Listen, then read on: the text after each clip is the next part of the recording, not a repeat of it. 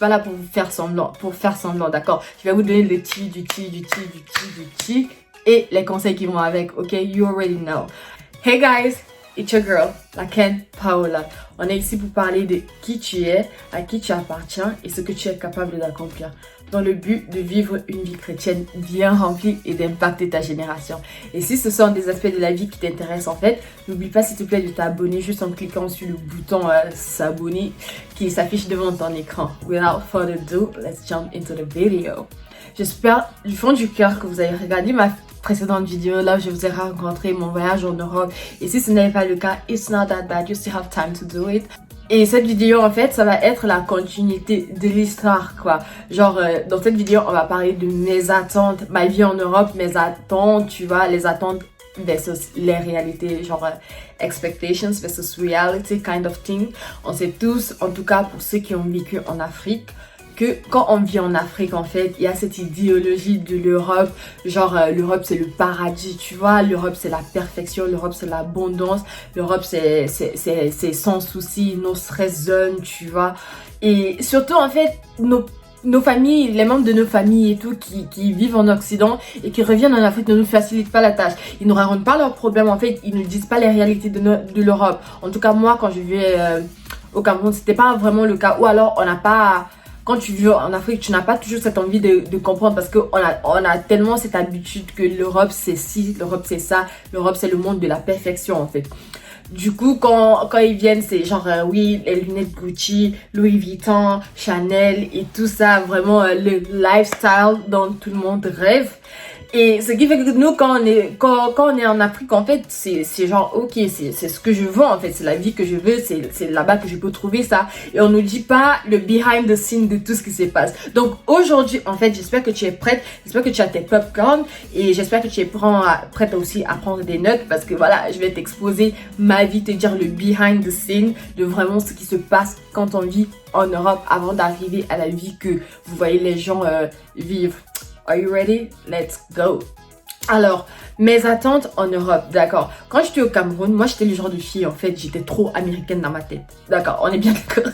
C'est-à-dire, j'étais le genre de fille, je regardais trop des séries, des films américains. Je sais pas si vous vous souvenez des films de l'époque là, genre avec des pom-pom girls, tu vois, la fille la plus populaire de son lycée, avec une belle silhouette, mini-jupe, teint caramel, tu vois, elle est noire mais pas trop noire, ou si elle est trop noire, elle est vraiment stylée, genre façon, avec les cheveux qui tombent ici, et tu vois, les parents riches qui viennent lui déposer en voiture et tout, hyper talentueuse, essaie danser et sauter les pirouettes, elle a une grosse bande d'amis, et tout ça, grave, tu vois le mood et tout, c'était trop ma vie, tu vois, genre je regardais trop ça à la télé. Donc dans ma tête quand je venais en Europe, en fait ça allait être trop ça, genre j'allais être la fille noire, hyper stylée, hyper canon et tout, être la fille noire, genre tu vois, avec une grosse bande d'amis, un beau mec blanc canon et tout. Déjà les mini-jupes des pom-pom girls, c'était trop ça mes attentes. En gros, une bonne vie sociale. Genre j'allais arriver directement, j'allais pas galérer et tout. Pourtant, malheureusement, c'était pas le cas, d'accord. La vie a vraiment voulu, ou Dieu a vraiment voulu que je vienne dans une ville où déjà je parlais pas la langue. Comme pour vous dire, là, moi j'ai vu, en fait, on parle pas que allemand, hein, on parle suisse-allemand, ça veut dire double intégration pour moi.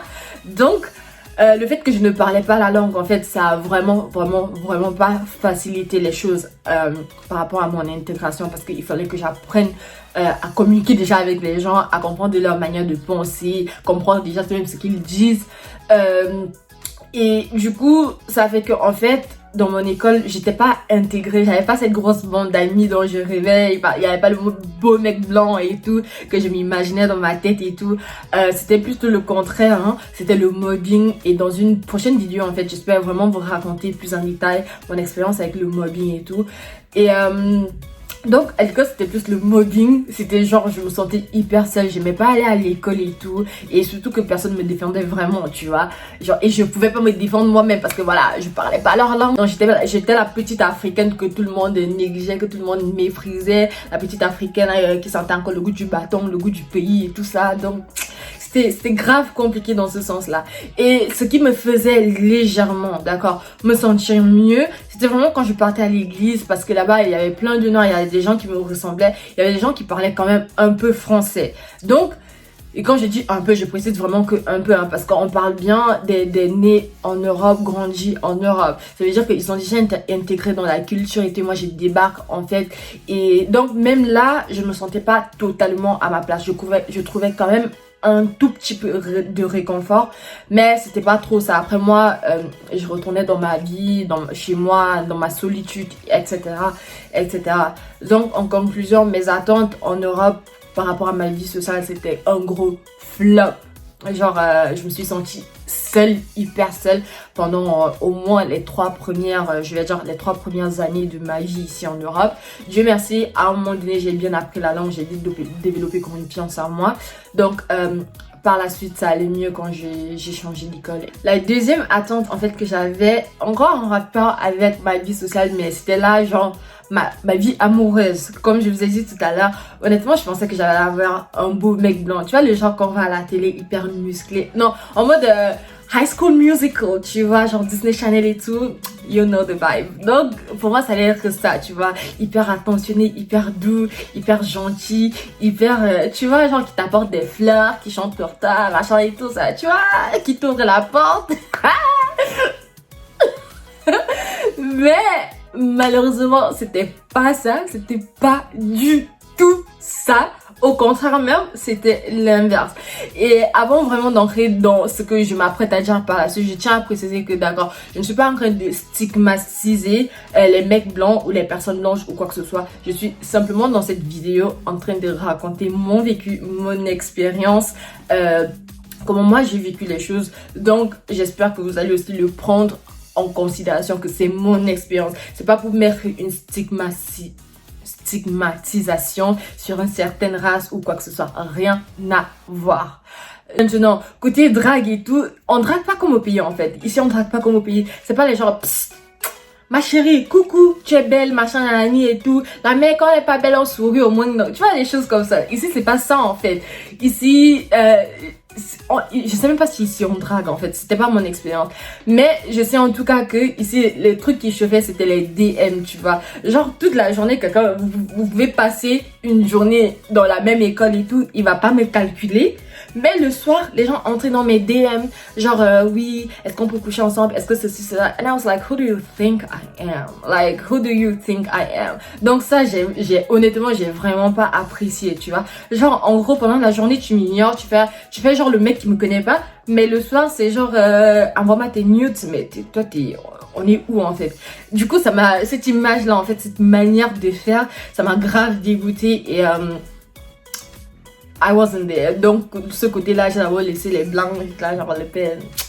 On va un peu se calmer, d'accord? On va un peu se calmer. Put some respect on my name. Je veux quelqu'un qui me respecte, je veux quelqu'un qui me valorise un peu plus que ça en fait, tu vois.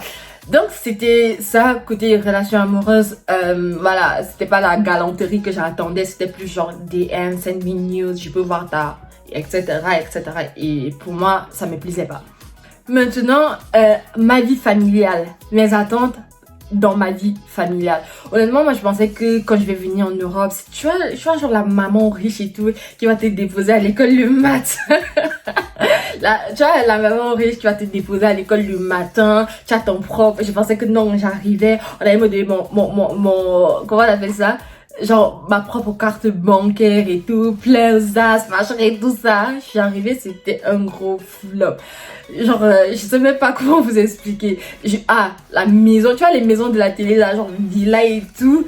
De ce côté, déjà les maisons en Europe, elles sont beaucoup plus petites. Elles sont énormes. Elles sont beaucoup plus petites que les maisons en Afrique. Parce qu'en Afrique, en fait, tu construis ta propre maison, tu es là, tu vis bien et tout. En Europe, t'es en location, frère, tu dois partager ta chambre. Comme moi, par exemple, c'était mon cas. Hein. Je devais partager ma chambre, donc j'étais genre... Elle est où la piscine, s'il vous plaît? Tu vois, genre... donc... de ce côté-là, c'était pas trop ça. Tu vois, shopping et tout. Par contre, j'allais souvent faire du shopping avec ma mère. Mais vu que moi, j'avais le gros cœur, j'avais le cœur du groumier, donc j'étais pas, à cette époque-là, j'étais pas vraiment reconnaissante. Je savais pas apprécier les efforts qu'elle faisait parce que je m'étais mis tellement d'attentes, en fait, que quand je suis arrivée, pour vrai, c'était genre, elle travaillait beaucoup, ma mère, elle travaillait hyper dur et tout. Et à ce moment-là, je comprenais vraiment pas les objectifs qu'elle essayait d'atteindre dans sa vie et tout. Et moi, j'étais là, genre, hyper mal dans ma peau. Déjà que je me faisais mouiller à l'école, comme je vous ai dit. Donc, du coup, la vie familiale, en fait, elle était un peu tensionnée, tu vois. Pas à cause de ma mère, mais à cause de tout ce que je vivais déjà à un âge difficile. Mon frère, à 15 ans, je savais pas quoi lui dire, en fait, tu vois. Donc, parfois, elle venait me chercher, on allait faire du shopping et tout. C'était quand même, ou quand il faisait mes cheveux, c'était les moments qu'on passait ensemble. Donc, sachant que j'avais quitté une de mes motivations, qui m'ont poussé vraiment à quitter l'Afrique, qui m'ont encouragé, genre, ce désir aussi de quitter l'Afrique, c'était vraiment de venir vivre avec ma mère et tout. Donc, quand elle faisait mes cheveux, c'était vraiment le moment où je me sentais un peu proche de ma mère. Et maintenant, côté argent de poche, comme je vous ai dit, moi j'attendais que mes comptes bancaires tout de suite ça allait couler, make it rain, tu vois. C'était pas ça, frère. Je gagnais 5 francs par jour, d'accord. Ma mère me donnait 5 francs d'argent de poche par jour. Pour l'époque, sachant que je partais à l'école et que honnêtement je ne payais aucune facture. Ça va, tu vois, ça va. Genre j'arrivais juste à acheter mon petit pain à l'école et puis manger et puis c'est bon. Mais vu que moi j'avais la grosse tête, mes attentes elles étaient tellement là, je savais pas apprécier les efforts en fait, que j'étais là à vouloir comparer ma vie avec ce que je voyais mes copines, genre les gros téléphones et tout ça, tu vois. Donc de ce côté là aussi c'était un gros flop. Bon, pour l'argent, tu vois. Maintenant, l'autre attente que j'avais de l'Europe, c'était vraiment sur le côté religieux, tu vois. Sachant qu'en Afrique, j'avais pas vraiment cette notion là de comment les gens en Europe ils aiment Dieu. On entendait toujours les choses bizarres, genre oui, les personnes qui sont en Europe ils couchent avec les chiens, ils couchent avec les poissons. Bon, certaines histoires on ne sait pas, mais d'autres voilà. Je saurais pas vous dire si c'est vrai en fait, mais j'avais tellement peur qu'en venant ici que je ne puisse plus être aussi active dans l'église comme j'étais avant, que je puisse vraiment m'éloigner de Dieu et tout. Et j'étais là dans mes plaies, genre Seigneur, oui, si tu veux, garde-moi un peu près de toi quand je pars en Europe, machin, nani et tout ça, tu vois. Et au contraire, quand je suis venue arriver ici, le côté religieux, mon aspect religieux, c'était différent dans le sens où j'ai grandi dans l'église protestante et quand je suis venue arriver ici, j'ai commencé à partir dans une église évangéliste. Alors, sachant que dans l'église protestante au Cameroun, c'est vraiment l'ambiance, genre le worship, l'adoration, la louange, c'est genre l'ambiance, tu vois, genre tu es là, tu danses, tu transpires et tout ça. En plus, à l'ancienne. Et puis, dès que c'est là, c'est bon, c'est vraiment le moment où tu peux te défouler et tout. Mais dès que ce moment-là, quand le pasteur commence à prêcher, c'est bon. Genre, tu te calmes, il y a plus un chat qui parle dans la salle et tout. Quand je suis venue à arriver en Europe, c'était un peu plus c'était difficile à m'adapter les premiers mois. Parce qu'en fait, la culture dans l'église, en fait, n'était pas la même. Je prends l'exemple de l'adoration et tout, c'était beaucoup plus différent. Bon, beaucoup plus différent. C'était pas exactement comme au pays, quoi. Je sais pas comment te dire. C'était pas exactement comme au pays. Genre, il y avait pas les niasses et tout, les machins, tu vois. Il y avait pas les instruments traditionnels et tout ça. Et moi, la petite villageoise, bah, ça me manquait un peu. Et aussi, le côté prédication. Genre, quand tout le monde priait à voix haute, et tout le monde disait les amens dans l'église et tout, je trouvais ça hyper bizarre et tout. Genre, c'est comme ça que vous êtes ici. Mais avec le temps, j'ai su m'adapter et même commencer à apprécier. Et j'ai fini par comprendre que au final, c'est vraiment l'église où le Seigneur m'a placé. Et c'est là que voilà, j'ai envie de servir. Honnêtement, d'accord, mes leaders, c'est de la bombe. Genre, je ne saurais rien dire d'autre. Je connais très peu de personnes qui montrent aussi un bon exemple, aussi bien dans la vie privée que dans la vie sociale. Donc là, c'est avec le temps, avec la maturité que j'ai commencé à comprendre vraiment pourquoi les choses sont différentes et commencer à apprécier, aussi à m'intégrer à cette culture, à cette nouvelle culture dans une église différente en fait. Et plus les années passaient, bah, plus je prenais de la maturité parce que l'enseignement était vraiment beaucoup plus appréciable qu'au Cameroun, selon mon expérience. Maintenant, parlons de mes rêves, genre ma carrière et tout ça. Alors, le côté carrière, côté rêve et tout. Quand j'étais au Cameroun, je vous ai dit dans ma précédente vidéo, j'avais l'intention de devenir journaliste, genre faire des études supérieures et devenir journaliste. Quand je suis venue en Europe, par contre, quand on m'a dit que non, tu partais monter dans l'avion, non, moi, c'était que ma destinée était fixée, d'accord? J'allais devenir la prochaine Hannah Montana, genre, pour ceux qui se souviennent et tout. Je me disais, ah non, je peux devenir actrice, je peux devenir chanteuse, je peux devenir ceci, cela. Bref, dans ma tête de petite fille, hein, c'est que maintenant, franchement, que je me rends compte à quel point j'étais petite à l'époque. Donc, c'était un peu ça. Pour moi, je voyais franchement un monde de possibilités qui s'ouvrait à moi que l'Afrique ne m'avait pas forcément offert. Et quand je suis venue arriver sur le terrain, c'était un peu plus compliqué que ça déjà à cause de la barrière de la langue. Le journaliste même que je voulais même faire que parcours scolaire, j'ai laissé. Maintenant, devenir même chanteuse, machin et tout, franchement, ce n'était qu'un rêve, d'accord? Actrice, ce n'était qu'un rêve. Et ce que je trouvais un peu dommage dans le système, en fait, c'était pas qu'il décourageait les rêves, on entend plus de oui, tu ne peux pas faire ci, tu ne peux pas faire ça maintenant. Alors, déjà, je tiens à préciser que personne, d'accord, personne au monde comme moi n'est reconnaissante et apprécie le système scolaire suisse, d'accord. C'est vraiment un très bon système. Il y en a pour tout le monde. Même si il faut qu'on t'explique les choses en 3D. Gars, tu fréquentes là, il y en a pour tout le monde en fait. Oh, tu es bien pris en charge et tout. Voilà. Donc c'est vraiment un très bon système. Maintenant, à force en fait de devoir s'intégrer, c'est comme si j'ai eu cette impression là, genre mes rêves entre autres n'étaient plus trop possibles et tout. Les choses que je voulais vraiment faire, je ne les remettais pas à plus tard, que je pourrais faire ça dans quelques années quand je serais un peu plus intégrée. Non, pour moi c'était plus les trucs que genre j'ai abandonné en fait, tu vois. Genre comme par exemple le truc avec le journalisme, parce que je me suis dit mon frère, je viens dans un pays déjà où je suis noire, où je parle pas la langue, c'est quel genre de journalisme que je vais vouloir faire? It doesn't make sense to me. Donc c'est carrément un truc, une idée que j'avais jetée à la poubelle. Côté carrière, franchement mes expériences en Europe aussi, dans le système d'apprentissage, it was hard, ok? J'ai trouvé un apprentissage dans ma vidéo Back to School, je vais vous raconter les détails. Donc si vous n'êtes pas encore abonné, honnêtement abonnez-vous à cette chaîne YouTube, parce que je suis pas là pour vous faire semblant, d'accord? Je vais vous donner le tea et les conseils qui vont avec, ok? You already know.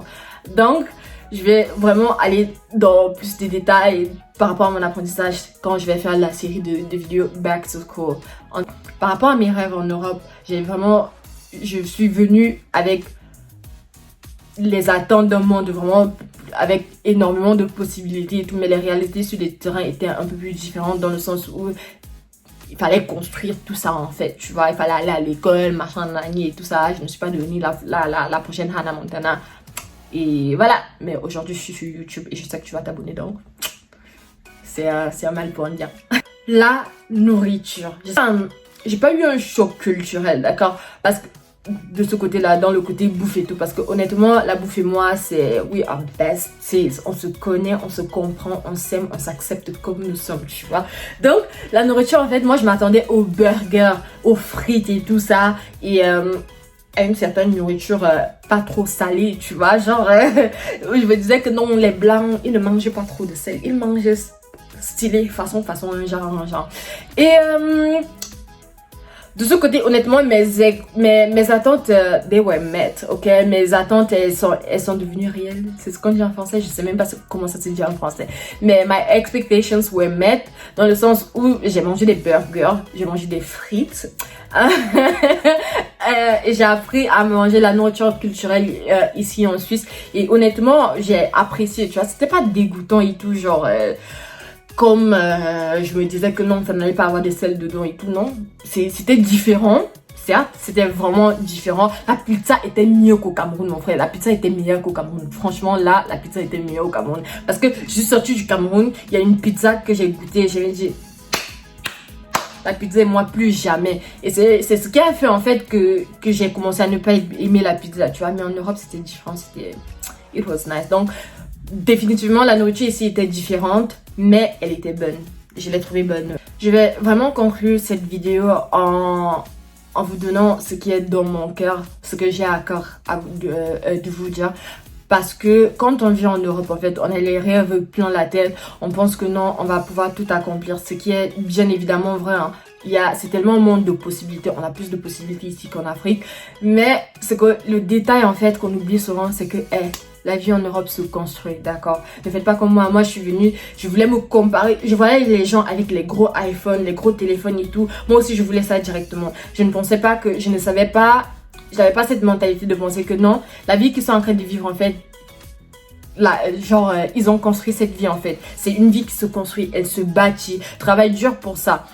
Ce n'est pas, it's not a quick fix, tu vois. Et si tu es quelqu'un, tu viens d'arriver en Europe, si tu as des projets de venir en Europe, ou peu importe le domaine de ta vie, d'accord, tout se construit.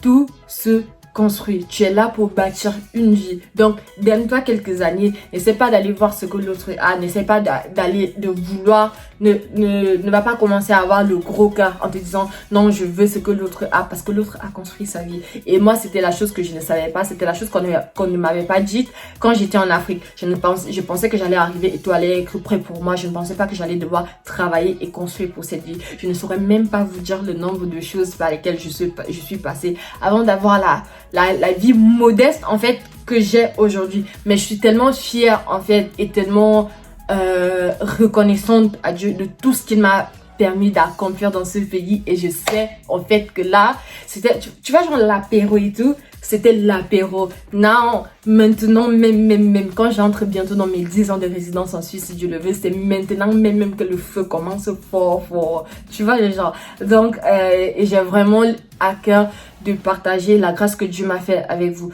Vraiment de partager tous les conseils que j'ai, tout ce que j'aurais aimé savoir, tout ce qu'on ne m'a pas dit, bref, de tout partager avec vous pour que hey, vous puissiez vraiment faire mieux ou être encouragé ou vraiment ne pas vous retrouver dans des situations bizarres, quoi. Donc, mon premier conseil, c'est vraiment d'être patient, d'accord? La vie en Europe se construit. It's not a quick fix. Tu vas pas claquer des doigts pour l'avoir. Stay in your lane. Reste dans ton cadre. Si c'est le travail, sois fidèle dans ton travail. Si c'est les études, sois fidèle dans tes études, mon frère. Faut pas commencer à vouloir faire des choses en pensant que non, c'est comme ça que je vais y arriver, c'est comme ça que je vais briser, c'est comme ça que je vais bosser fort. D'accord? Non, c'est pas comme ça que ça se passe. C'est un processus. La vie en Europe, c'est un processus. Elle se construit, elle se bâtit. Tout comme n'importe quelle vie d'ailleurs. Et la dernière chose que je vais dire, intègre-toi, mais n'oublie pas qui tu es. Et surtout, pour nos jeunes gens, en fait. Pour nos jeunes gens, comme si j'avais 50 ans. Pour la jeune génération, en fait. Je vois trop les personnes de mon âge qui sont genre, ouais, machin, nani et tout. Genre, frère, tu es tellement benguiste que tu oublies le pays, tu oublies d'où tu sors. Un genre. Alors que chez nous, gars, on n'appelle pas la police quand maman nous tape. Non, on fait pas les choses comme ça, en fait. On aime nos parents chez nous. On respecte nos parents chez nous. On est reconnaissant de ce que nos parents font pour nous, chez nous, d'accord? Donc, on va pas se placer à la gare pour jouer au Bob Marley en train de tirer les filons de je ne sais pas quoi. Non, intègre-toi, mais n'oublie pas qui tu es. Si tu ne fumais pas en Afrique, ma soeur, pourquoi tu viens commencer à fumer en Europe? Qui t'a dit que c'était bien? Qui? Franchement, non. Qui t'a dit? Qui t'a dit que c'était bien? Si tu ne fumais pas au pays, tu étais une fille sage, en fait. Tu ne couchais pas avec plusieurs garçons. Maintenant, tu viens en Europe, tu vas faire les choses bizarres. Est-ce que franchement, le Dieu qui t'a fait quitter de ton pays, est-ce qu'il est incapable de subvenir à tes besoins en Europe? Sérieusement. Donc, intègre-toi, mais n'oublie pas qui tu es. N'oublie pas tes valeurs, s'il te plaît. Préserve-toi. Mets un peu de valeur sur toi. Va pas commencer à te vendre pour rien. Va pas commencer à faire des choses, à envoyer tes news aux garçons juste pour plaire, juste pour pouvoir dire que non, mon petit ami est un blanc. Mon frère, qui a dit que c'est le standard de vie? Qui? You are gorgeous. Tu es aimé.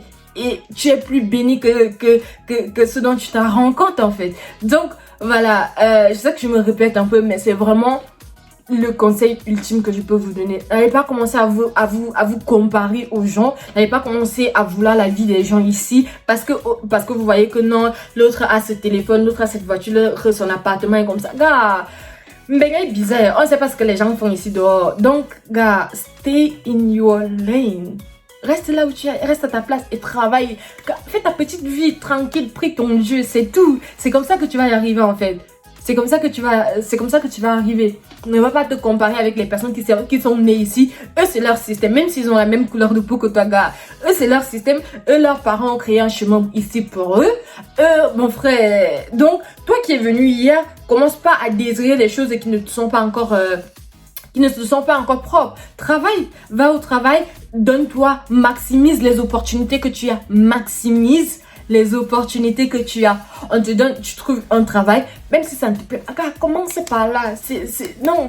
Commence par là, c'est le début en fait, c'est le début de toute chose. Maximise les opportunités que tu as. Si on même si c'est le nettoyage, va nettoyer. Oh non, donc nettoie la magie seulement, nettoie le jacques, non. Donc si c'est là que nettoyer là, non, je vais nettoyer fort seulement. Même si on te donne 5 francs par jour, il n'y a pas de souci parce que tu gardes la vision. Il faut savoir ce que tu es venu faire ici pour ne pas te perdre et pour savoir le genre de personne avec qui tu veux t'associer parce que ça a un gros impact sur nous. En tout cas, si je continue dans cette lancée, je sens que je vais casser la caméra bientôt. Donc, j'espère en tout cas que cette vidéo a été utile. J'espère que vous encouragez. J'espère que voilà, vous allez regagner un peu de force si vous traversez des moments difficiles. Et surtout, guys, stay in your lane. Maximise les chances que tu as et garde la vision. Faut savoir où tu vas et le reste suivra. N'oublie pas que le Dieu qui t'a fait quitter l'Afrique, même si tu t'en rends compte ou pas, c'est le Dieu qui va subvenir à tes besoins en Europe. Until next time, stay blessed. Mouah!